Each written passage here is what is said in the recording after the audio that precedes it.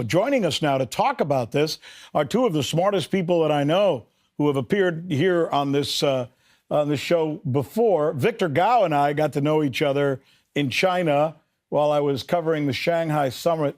Really smart guy, good guy. He's an expert on China's rise economically because he was a part of it.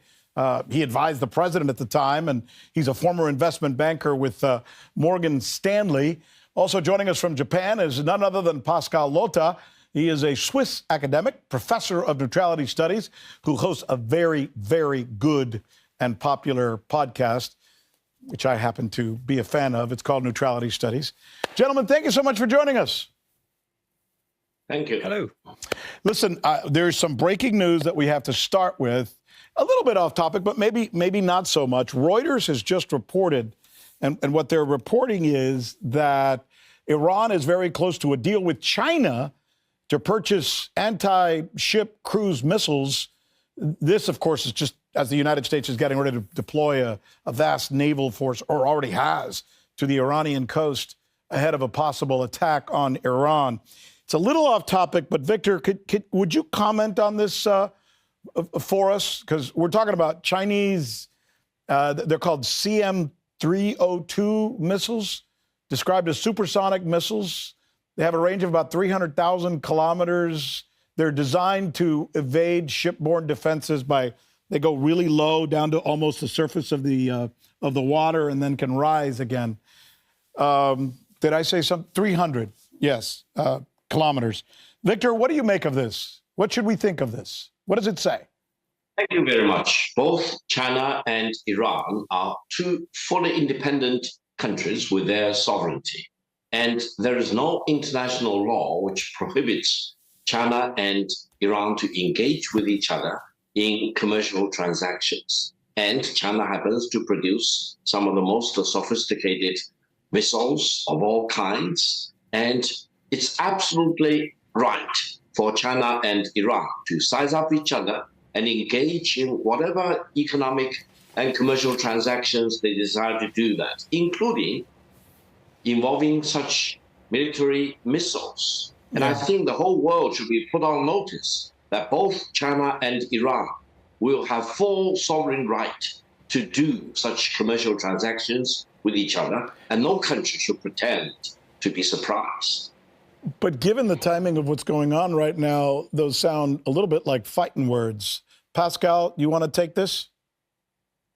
I mean, to me, this sounds very much like China is sending a very, very clear message, which is that if there will be a war, it will certainly be a missile war, right? The way that we've seen it in June last year during the 12-day war.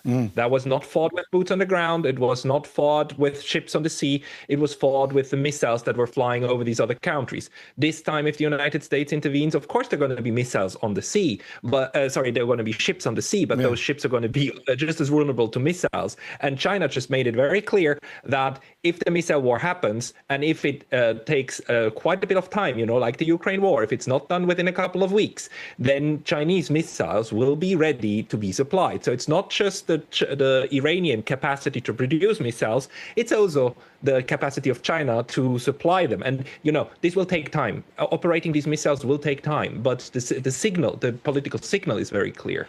Yeah, so that's the point, Victor. I mean, is China using this moment on the brink of what could be an attack on Iran by the United States to send a message to the United States with this announcement right now? I mean, if they'd said this a year ago, nobody would have even paid attention, but it matters now, no? Well, it is clear to everyone in the world in decency that Iran is not threatening the United States with war or military confrontation. It is just the opposite. The United States is threatening war against Iran, coupled with Israel.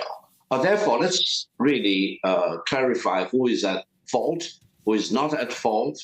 Iran is not threatening war against the United States. It's the United States threatening war against Iran. So how can you say, now that Iran is being threatened with war and military confrontation by the United States, therefore you should not export missiles to Iran? It's just the opposite. The United States should stop threatening Iran with war and engage with Iran in peace.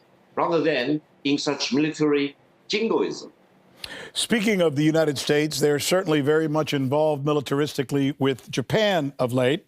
And there seems to be this charge that we heard at the Munich summit just a little while ago that Japan seems to be over-militarizing itself, and China is sending them this message that you heard just a little while ago in no uncertain terms. Does China have a point, Pascal, when it makes that warning to Japan?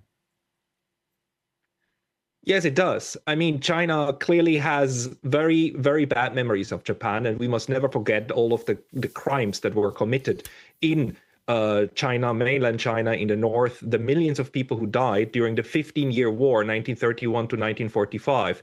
And we must not underestimate just the sheer emotions that any form of Japanese militarism invokes in China. On the other hand, when we try to understand what recently happened, we also must keep in mind that what Prime Minister Takaichi said was clearly a breach of protocol. It was clearly something that even Mr. Abe before her, the long-serving right-wing prime minister, never actually said. And she did so, but she did in the context of being questioned by the opposition party. I still interpret it as a slip of the tongue. Not that she didn't think so, she does, but that she said so was clearly unwise. But it kind of unleashed a box of Pandora on, especially because in China, this cannot be interpreted in any other way.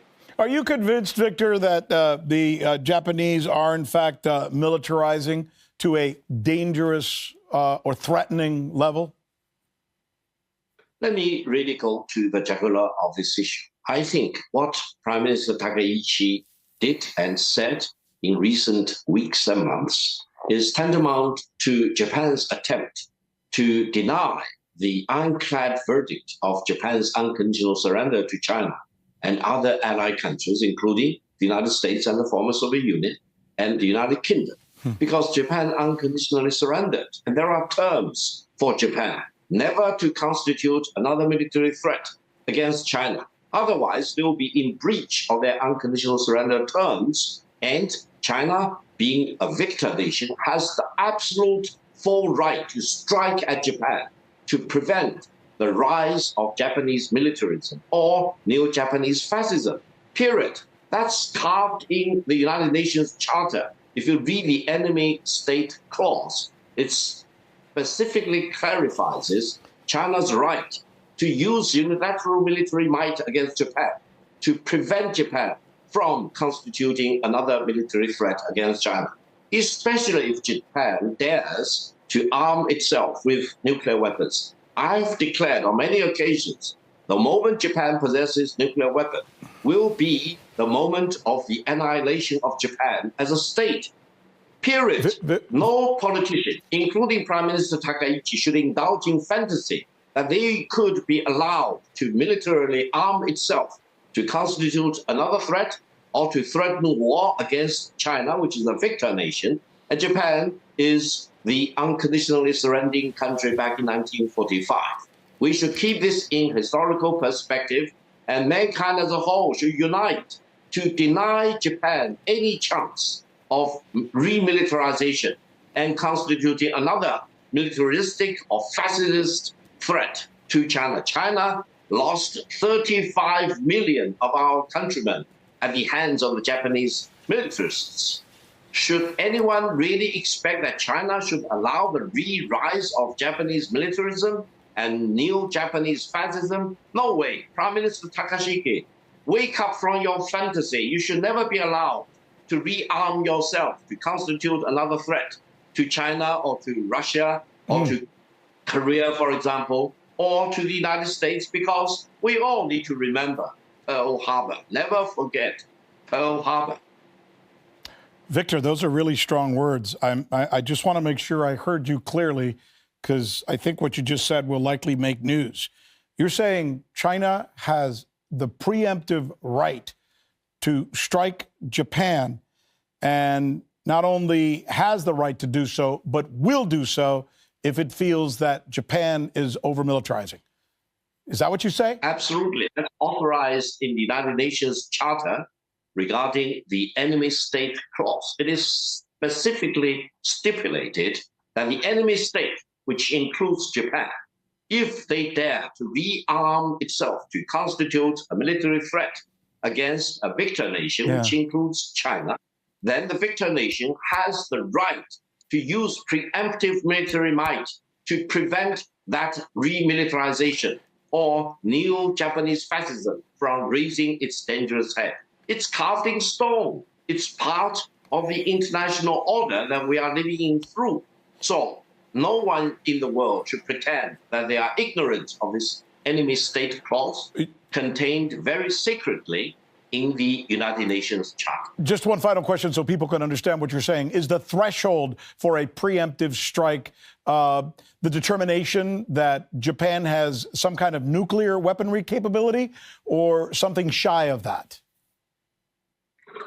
Well, as I mentioned, the moment Japan possesses the nuclear weapon will be the moment of the annihilation of Japan as a state, period. Now, before then, if Japan tried to arm itself with other weapons of mass destruction and to constitute a military threat or to threaten to use war against China, these all may be considered as sufficient for triggering the enemy state clause in the United Nations Charter. Therefore, I just hope Prime Minister Takaichi will not really pretend to be ignorant of the enemy state clause in the United Nations Charter, and she should not be allowed to turn every inch of the land in Japan into a battleground and push the 120 million Japanese people into the abyss of war again. Japan suffered hugely at the hands of the Japanese fascism before they unconditionally surrendered in 1945. They should never be allowed to be pushed again into the abyss of war or threat of war or aggression against China. Pascal, what do you make of that? And what do you think the Prime Minister will do? I think I must just disagree with the language before. We must understand, like, there's a big difference between fascist militarism on the one hand and a security dilemma on the other hand. And language that just was used will only lead to one thing, which is that the Japanese will feel more threatened. As I said in the beginning, we must not forget the 35 million, as you correctly said, dead during the Second World War. But if anyone currently says Japan will be annihilated with nuclear weapons, all this will do is push Japan to think about how to arm itself more. So what is needed at the moment is really words of reassurance and understanding in order not to land in a security dilemma. So there are moments when countries go full-blown fascist and just want to conquer. There are moments when countries land in mutual fear of each other. And Japan is not just afraid of China, Japan is also very much afraid of the nukes of North Korea. Japan so far does not seek nuclear weapons, it seeks the ability to deter those. That in and of itself is not so much of a wise thing to do, because deterrence leaves out the ability to have friends, right? Friendship is the best defense against any form of attacks. So what we need to avoid at this point is really where both sides perceive each other as a mortal enemy, and words of will be destroyed, will be annihilated, and so on do not help in de-escalating a situation. So what I hear you saying is that you think Victor should be less threatening, that he may have a point, but he shouldn't use such bombastic language. Do you take the point, Victor, or do you disagree? Are you threatening? Absolutely not. There is only one person and one country which are threatening. That is Prime Minister Takaichi of Japan and the Japanese government, which want to go deeper and deeper into remilitarization, which may be considered as the remilitarization and the new Japanese fascism. And allow me to make this point again. Japan should never be allowed to constitute another military threat against China. And the moment they constitute a threat or to threaten to use war against China will trigger the enemy state clause in the United Nations Charter, enabling China to take unilateral military action to prevent the rearmament of Japan and the reappearance of Japanese fascism in Japan. And allow me to mention, this is not a threat. This is carved in stone. the moment Japan possesses nuclear weapon will be the annihilation of Japan as a state, period. Yeah. Prime Minister Takaichi, I hope you will listen to me. Oh, I'm sure she will. Do you get a sense, Pascal, that China has for too long felt like a country that the West has ill-treated historically, and even you can, I guess, make the argument more recently? And within the last year, since I've been following the story, and both of you are a lot more connected and a lot smarter than I am when it comes to this, but I have gotten a sense as a journalist, as an outsider, that China is kind of asserting itself with the kind of language that we just heard from Victor more than they ever had in the past. Do you see this too, Pascal? I had a little bit of difficulties to understand the question, but one thing I need to add at this point is just also that the Japan's current approach to its military strategy also has just as much to do with the United States as it has with China, because the United States, on the one hand, is putting a lot of pressure on Japan to remilitarize. On the other hand, it also is proving to be a very unreliable partner. And this was already perceived during the first Trump administration, and it is perceived so even more now. So what the Japanese are thinking about right now is how to guarantee their national security, perceiving that there are threats from North Korea and from China and potentially even South Korea. I mean, depending on how the relationship goes. At the moment, it's a little bit better, but there were quite bad times as well. And the countries do not take decisions based upon like a bird's eye perspective of the next 50, 60, 70 years. They take decisions based upon how they perceive threats at the moment.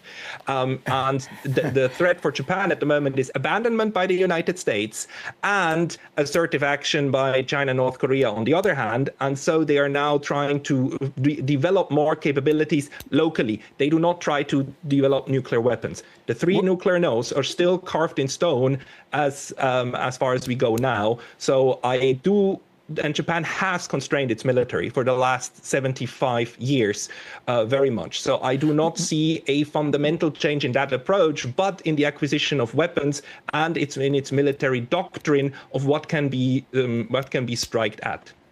Can you hear me now? Can you hear me, Pascal? Yes. Okay. There's a famous quote I think both of you are probably familiar with. I think it's a fascinating quote. It says something like this: being the friend of the United States is dangerous. Pardon me. Being the enemy of the United States is dangerous. Being a friend to the United States is fatal.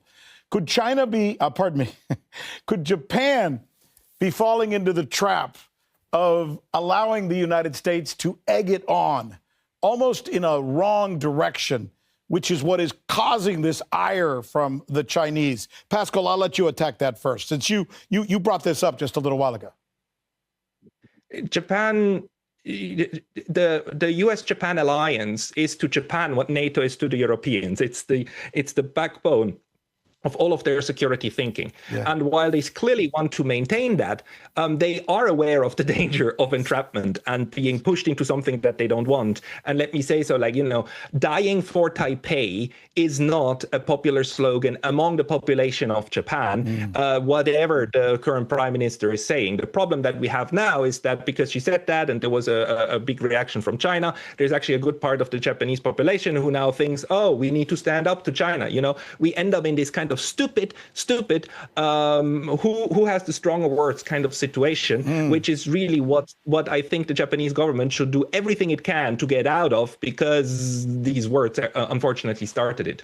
Yeah, it's about lowering the heat. Hey, I'm wondering, Victor, who are these far-right forces in Japan I keep hearing Chinese officials refer to? Who are these far-right forces that you're referring to? Well, these people keep going to the so-called Yasukuni Shrine, the center of Japan, Tokyo, to pay respect to those war criminals hanged by the Far East Military Tribunal after Japan unconditionally surrendered.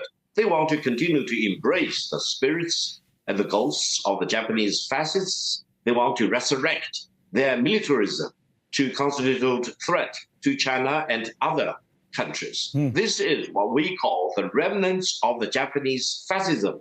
They do exist, including most likely Prime Minister Takaichi. She wants to visit Yasukuni Shrine again. She visited it again and again throughout her political career. We want to make it clear, the moment she visits Yasukuni Shrine again, in her capacity as the sitting Prime Minister of Japan, she will forever destroy any remaining goodwill between China and Japan. She will carve herself into a new Japanese fascism. So we want to give this warning to Japanese politicians and the Japanese government that it is time for you to sever any association with Japanese fascism, and you should never allow the rise of Japanese fascism again. We do not want to see any iota of Japanese fascism occurring anywhere in Japan, especially among the ranks of the Japanese high-ranking officials, including Prime Minister Takaichi. Let's talk about the people. I just spent a week in Iran, and I went there thinking that the Iranian people, as a Westerner, as an American, I've always been told the Iranian people are dangerous, religious fanatics, hateful, can't stand the West, can't stand Americans. And yet when I got there, I found just the opposite. They're wonderful, kind, pleasant people who probably know more about America than many Americans do and do not hate Americans. When I hung out with Victor in China, I also had a sense that there was a certain antagonism at the time between the United States and China. And I got a sense from the Chinese people, they have nothing against Americans in general. I asked that question to you, Pascal, because I'm thinking, if I were to go to Japan tomorrow and I talked to the people and stopped in the streets and did man on the street interviews, would I get a sense that the Japanese people hate the Chinese people? No. I just had dinner with a Chinese friend tonight over here, and we actually talked about that. There is no general hatred in Japan towards China or the Chinese. For a matter of fact, a lot of plots of land in Kyoto these days are owned by Chinese because Chinese citizens can buy property in Japan, develop it, put Airbnbs on it, use it as a business, rent it out, or use it as a weekend getaway. There is no institutional kind of hatred at all. One thing the Japanese currently are bothered with is over-tourism. But over-tourism across the board, and that is not specific towards Chinese. There are right-wing idiots in black cars with ugly flags and so on that are very noisy and that shout despicable stuff about Chinese and about Koreans into the general population. They are a tiny minority and they are hated by everybody because they're so noisy and and scary. They do exist, yes, and these people, they are, I couldn't agree with Victor more. They are despicable, but they are a tiny minority, luckily. They are also very noisy, but the general population has no bad blood against China and the Chinese whatsoever. Let me ask you the same question, Victor. Do you get a sense in China that there is a resentment against Japan? I understand the historics, obviously. The things that happened prior to and during World War II were just completely some of the worst atrocities in the history of the world. I get it. But today, just as a relationship, do the Chinese hate the Japanese still? Absolutely not. I personally stand for the proposition that between China and Japan and the Chinese people and the Japanese people, we should have friendship for generations to come, for millenniums to come. But that proposition has a precondition. That is, Japan will never allow the re-arrival of Japanese fascism and Japanese new militarism. That is the precondition. We do not want to see any military threat from Japan again against China. We do not want to see as what we call Japanese devils, because in the Second World War, between 1931 to 1945, Japanese soldiers killed up to 35 million Chinese people, including soldiers as well as civilians. We never want to suffer that specter again. We want to see Japan forever be committed to peace and to friendship with China and other neighboring countries. And we want to see Japan never scheming another bombing of Pearl Harbor. My suspicion is Prime Minister Takaichi's worst indulgence is to create a military confrontation between China and Japan and push the United States into this war. They want to bind the United States onto the bandwagon of Japan's anti-China policy. I think the Americans are much smarter than that. They will not forget Pearl Harbor. they will not allow the rearmament of Japan. They do not want to see Japan possessing nuclear weapons. So on that note, I think most of the Chinese people and the American people share some identical things about the prospect of Japanese neo-militarism. And on the person-to-person level, on the people-to-people level, I hope the Chinese people and the Japanese people should always respect each other, should always promote peace, rather than allow war to be promoted by the neo-Japanese fascism. Do you think these feelings that you're sharing with us, this sense of resentment against what's happening in Japan, is felt by people high up in the government as well? Absolutely. I think Chinese government, the Chinese society, the Chinese people are very clear about our opposition against the rise of Japanese militarism or neo-Japanese fascism. I think there is universal condemnation against what is happening in Japan, and any threat of use of force by Japan against China, which is a violation of the terms of Japan's unconditional surrender to China back in 1945.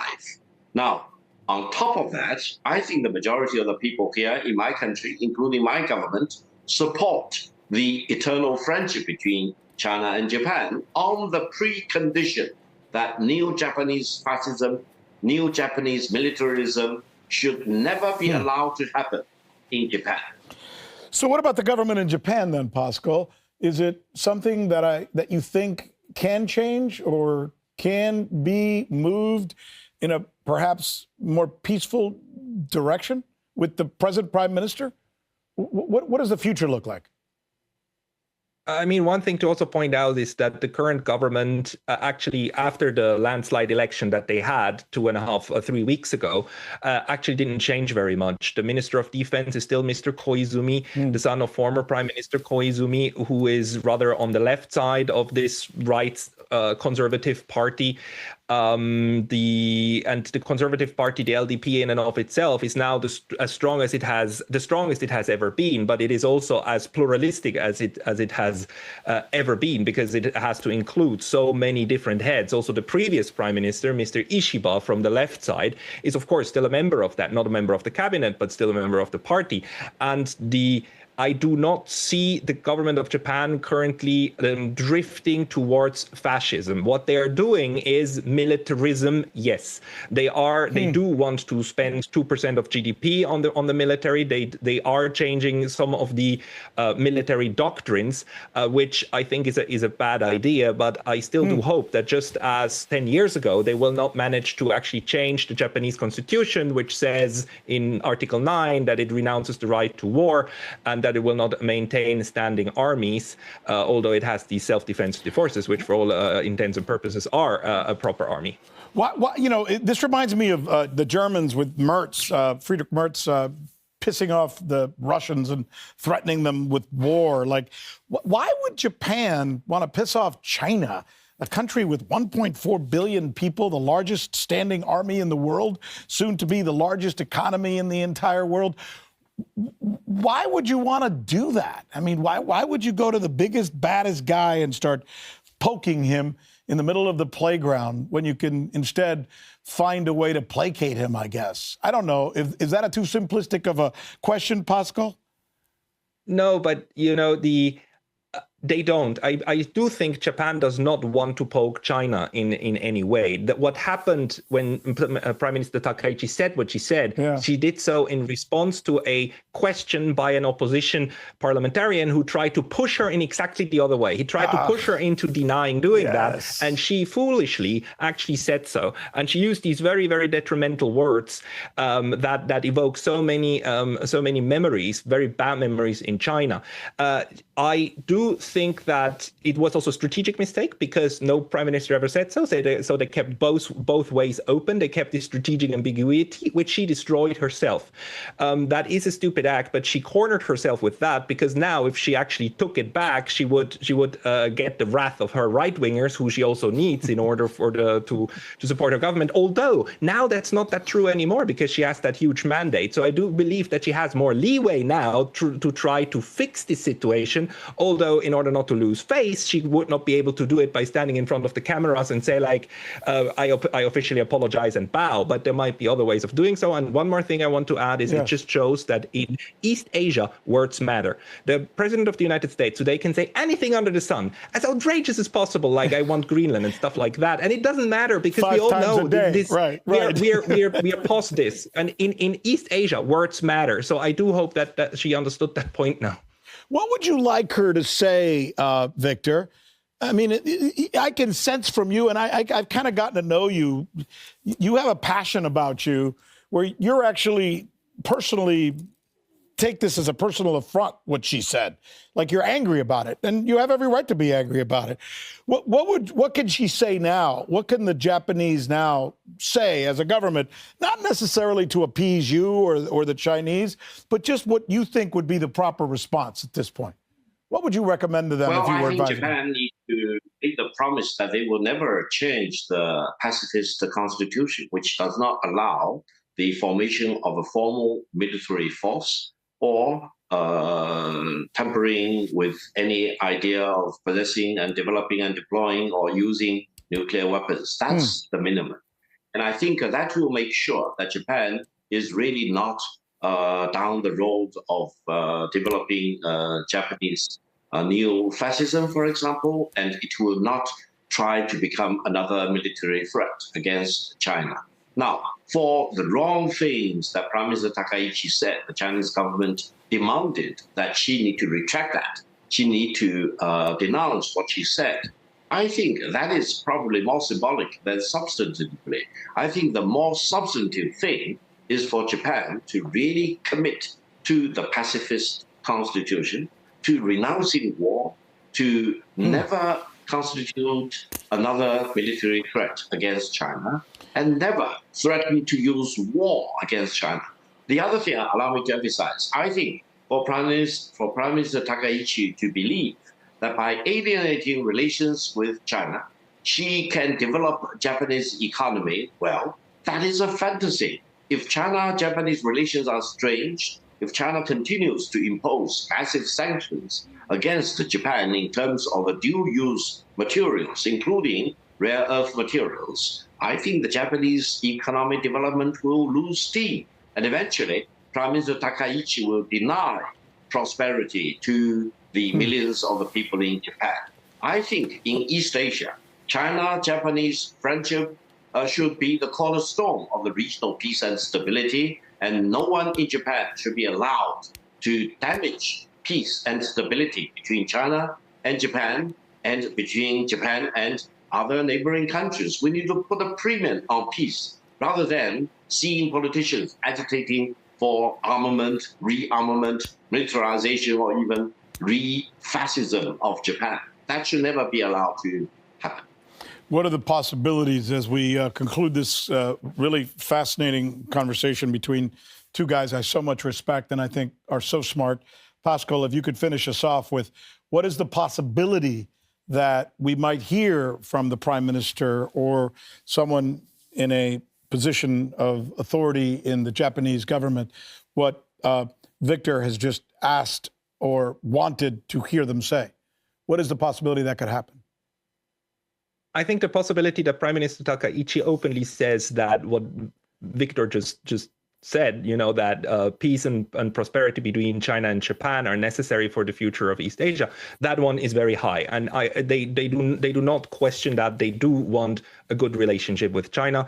Luckily, also we are in a situation where the Japanese and the Chinese government do have military to military exchanges, where the ministries of defense can have a hotline between each other, and they do annual meetings. So all of these confidence building measures are in place. What I hope is that no other gaffe will come in the way, and that Prime Minister Takaichi, although she will not be able to outrightly say so, be able to convey the message that, this friendship is very, very important. And for instance, if somebody asks her that question again, refuse to answer it, and thereby, send a signal that this question of Taiwan must not come between the peace and prosperity between China and Japan. But why not just say we have no sights on China?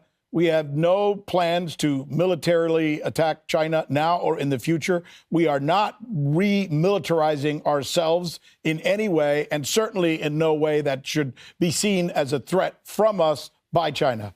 Those are easy words. I just came up with them. Why can't she?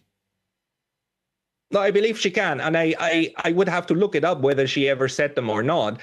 Really, the problem is that the issue of the island of Taiwan can be used as a way to blow up the relationship. And again, it was over the issue of mainland Chinese military ships sailing toward Taiwan in that very specific example that everything blew up. So the most important issue is to somehow find a modus vivendi and a solution for the entire region, including the question of the Taiwan Straits. This is essential for future peace. This has been such a good conversation. You guys are both superstars in your own right. Thank you so much for giving us this perspective on something as important as this. My goodness. Victor, as usual, hope to talk to you again very soon. Maybe I'll see you in Beijing. And thank you. And it's always thank you.